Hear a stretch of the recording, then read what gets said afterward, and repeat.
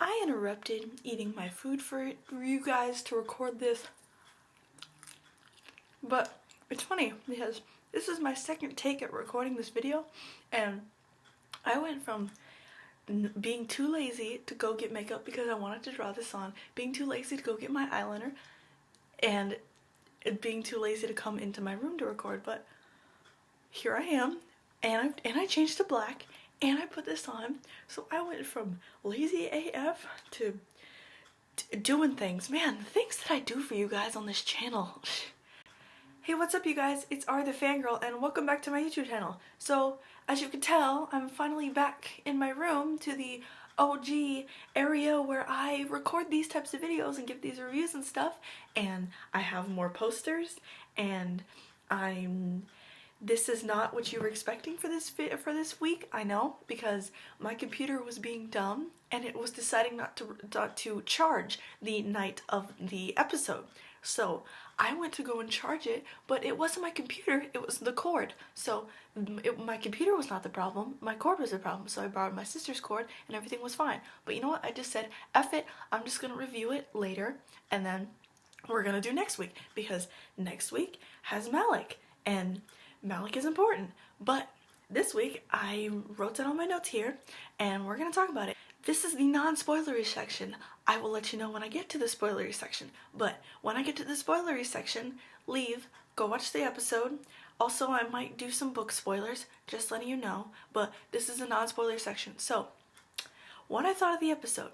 I thought the episode was good, not excellent, not bad, good. Different because I definitely felt like it stood out compared to the other 4 episodes in the season so far.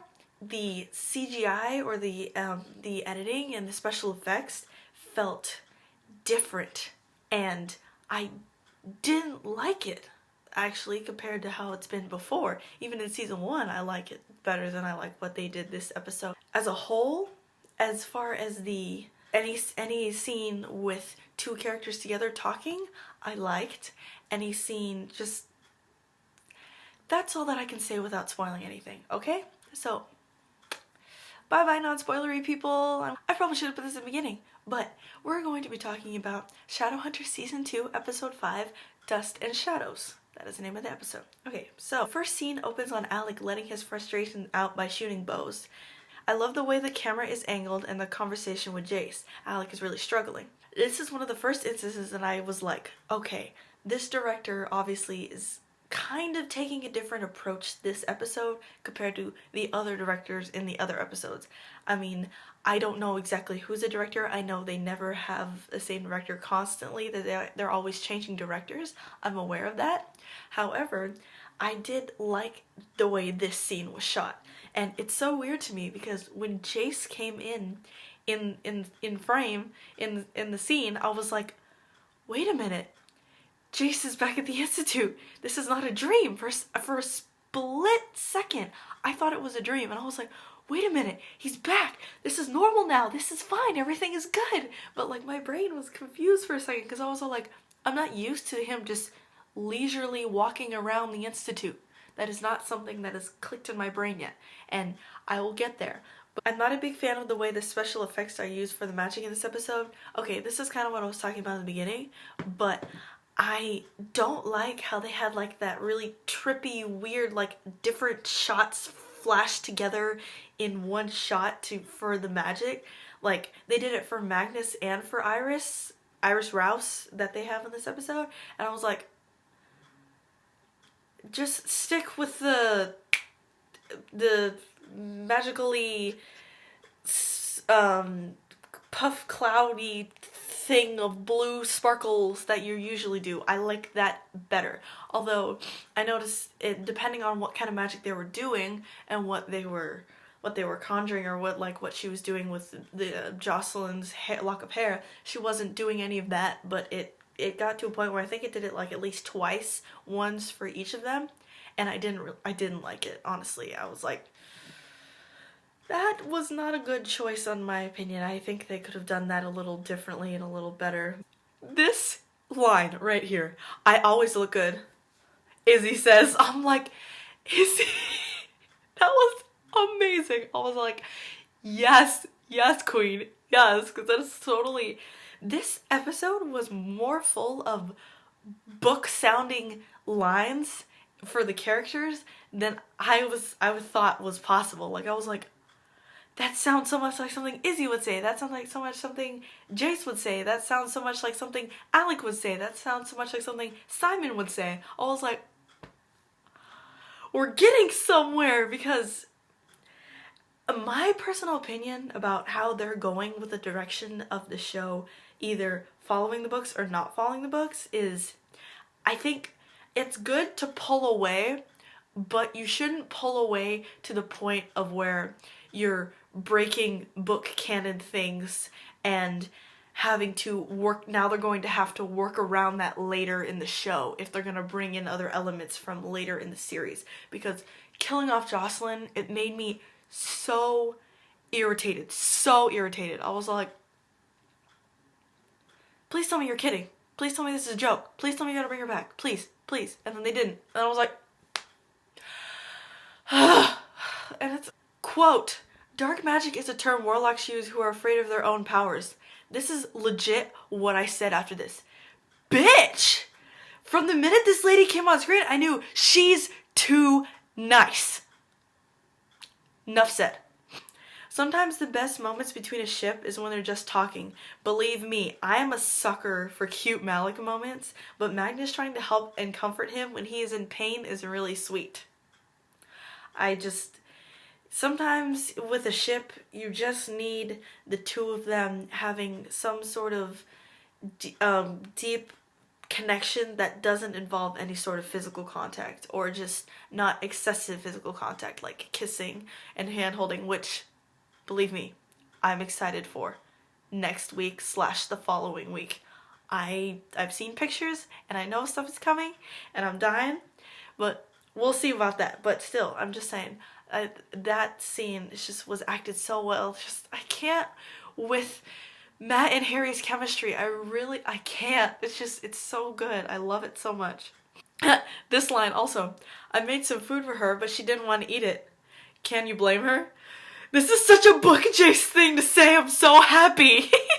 The amount of sassy Jace and serious Jace in this episode was the perfect balance, and I loved it. And I was like, this is what I want all the time.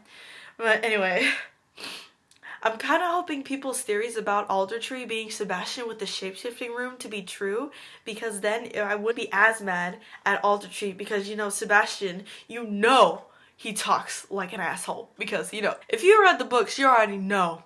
Sebastian, like Aldertree, level 10 douchebag. And if you guys saw last week, what I said last week about this episode, this is one thing that I wanted to address very much so, is Sebastian's casting. I was literally shaking. I was recording something on Snapchat and I was dying. I was all like, you have no idea how excited I am for this. I never realized I'd be so excited for a villain to come to the show my entire life. I haven't even gotten through book 6 yet. I haven't gotten through the alleged sexual assault things that he does to Clary yet, and I'm already super pumped to see that cute, sweet cinnamon roll who already knows Dom. How convenient is that? I'm so excited to see that cute, sweet cinnamon roll be evil. Because someone literally, in the day that they announced he was cast and he was having a Facebook Live with Dom, someone's like, oh, how can someone so cute and sweet as you be evil? And then he's like, just you wait. And I was like, boy, you gonna make me fangirl? You gonna make my ovaries? They're gonna explode? Stop. I didn't notice he said Yin Fan was what he gave Izzy. Ah, shit. I'm so concerned, because the first time I watched it, I didn't notice that he said Yin Fan, because I was FaceTiming my friend and we were talking and she was ahead of me too in the episode, and so I didn't hear that he said Yin Fan. Y'all, if y'all haven't read the prequel series, y'all don't realize how dire this is. Like, Jem, who is one of the main characters in the prequel series, he's dying because of this Yin Fen. And then I like how he's like, oh, it'll heal your wound. Heal it? Psh, it is only gonna make shit worse. Aldertree, no. And when Iris asked if Alec was her boyfriend, my friend legit, she said these words. She said, oh, no, she doesn't have the right body parts. That was the highlight of my night. That literally was the best thing ever. I'm like, Drew. I'm so concerned that after this episode, this lady's gonna come back and it's gonna bite Clary in the ass because she's like, oh, she still owes me that favor. Also, Alec being sweet to the little girl is adorable. Simon basically recapping the entirety of season 1 in like one line. That moment that scene came on, I was like, roll credits!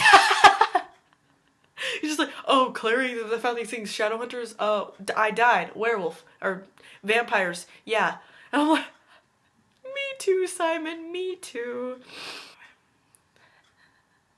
LOL, a warlock that is part Shadowhunter already exists, ask Tessa. The first book canon thing in a long time, Clary creating a rune. That made me so happy. I was like, I don't even care if it's crazy the fact that all it was just her shooting sunlight out of her palm. I was like, and it's just the way that they did it though with the image and the glowing thing. I was like, I'm loving this. Oh my gosh, this is making me so happy right now. It's like also that funeral, they all look fucking hot and amazing in white, and seeing Alec in all that white give me throwbacks to episode 12, season 1, where he had the white jacket, and I was like, I'm getting Malik feels, and it's a funeral. Stop. Also, last thing, Luke, what's happening to you? Luke, this episode, I give it, I don't know, 3.5 out of 5 stars, I guess?